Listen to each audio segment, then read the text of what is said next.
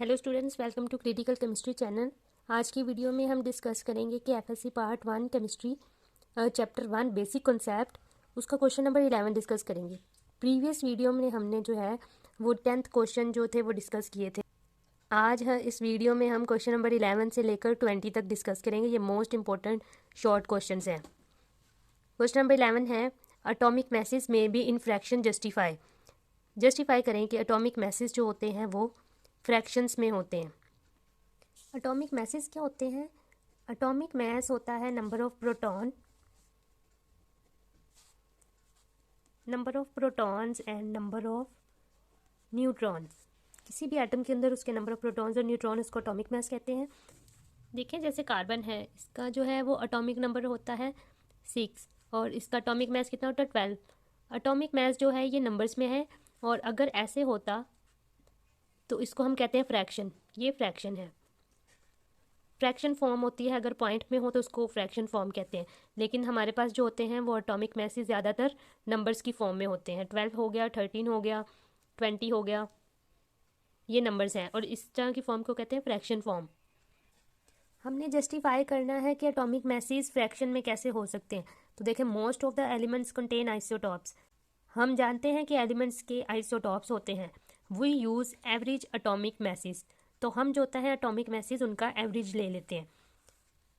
विच में be in fractions, जो कि फ्रैक्शंस में हो सकते हैं। अच्छा, तो जो वैसे होते हैं वैसे एलिमेंट्स के जो एटॉमिक मैसेज होते हैं वो फ्रैक्शंस में नहीं होते, लेकिन जब उनका एवरेज लिया जाता है फिर जो उनके एटॉमिक मैसेज होते हैं वो एवरेज में, वो फ्रैक्शंस में होते हैं। एग्जाम्पल देखें, for example neon has 3 isotope. Neon के कितने आइसोटॉप है? 3 हैं। विच हैव एटॉमिक मैसेज, जिनका एटॉमिक मैस 20 है, 21 है, 22 है। नियॉन के 3 आइसोटॉप हैं, एक का मैस 20 है, एक का 21 और एक का 22। और the natural abundance of these isotopes, इनकी जो नेचुरल अबंडेंस है वो भी इधर गिवन है। एक की 90.92% है, 9.92%, एक की 0.26% और एक की है 8.82%। और the average atomic mass of neon is 20.18 AMU। अब एवरेज एटॉमिक मैस कैसे लिया जाता है?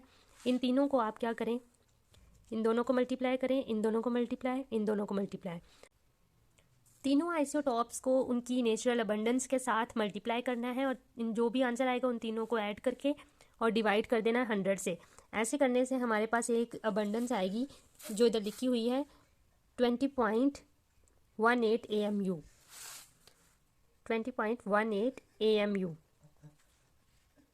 अब आप देख लें, ये पॉइंट में है यानी ये फ्रैक्शन में है, तो जो इनकी एवरेज अबंडेंस है वो फ्रैक्शन में है, लेकिन जो सिंगल सबके एटॉमिक मैसेज हैं वो सिंपल हैं, वो फ्रैक्शन में नहीं है। जैसे 20 है, 21 और 22। हैंस आप लिखेंगे the average atomic mass of neon is 20.18 AMU। That is why no individual neon atom in the sample of an element has mass of 20.18 AMU। Question number 12 देखें, no individual neon atom in the sample of an element has mass of 20.18 AMU। Justify करना है कि क्यों नहीं हर एक atom neon का, जो sample में नियॉन का एटम है, हर एक का मैस इतना क्यों नहीं है।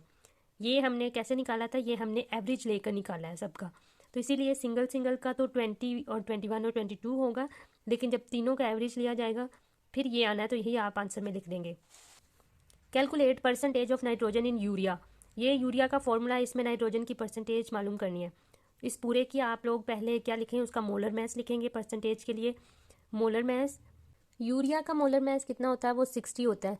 सबके आप लोग एटॉमिक नंबर्स को ऐड करेंगे तो इसका टोटल आ जाएगा 60 ग्राम पर मोल। अकेला मैस जो नाइट्रोजन का है यूरिया के अंदर वो कितना है? 28। और परसेंटेज ऑफ नाइट्रोजन हम कैसे मालूम करेंगे? मैस ऑफ नाइट्रोजन लिखकर और उसका मोलर मैस यानी टोटल और अकेला नाइट्रोजन का मैस, और इन दोनों को मल्टीप्लाई कर 100 से करने से, तो हमारे पास 46% आ गई है नाइट्रोजन की परसेंटेज। क्वेश्चन नंबर 14 है, differentiate between empirical and molecular formula. तो सिंपल आप उसकी डेफिनेशन लिख देंगे, empirical formula which tell us the simplest whole number ratio between atoms in a compound. Example में देखें, empirical formula of benzene is CH।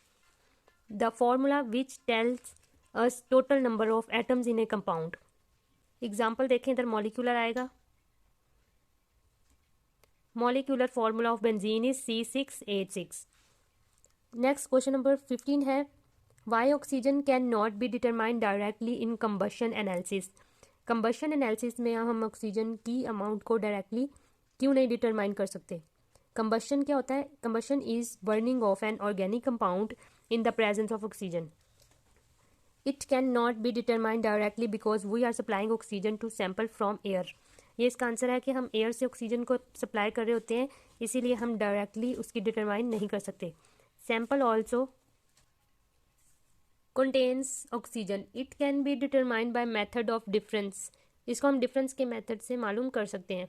For example, if a sample contain carbon, hydrogen, oxygen, oxygen can be determine as percentage of oxygen. हम देखेंगे उसके बाद 100 minus percentage of carbon plus percentage of hydrogen.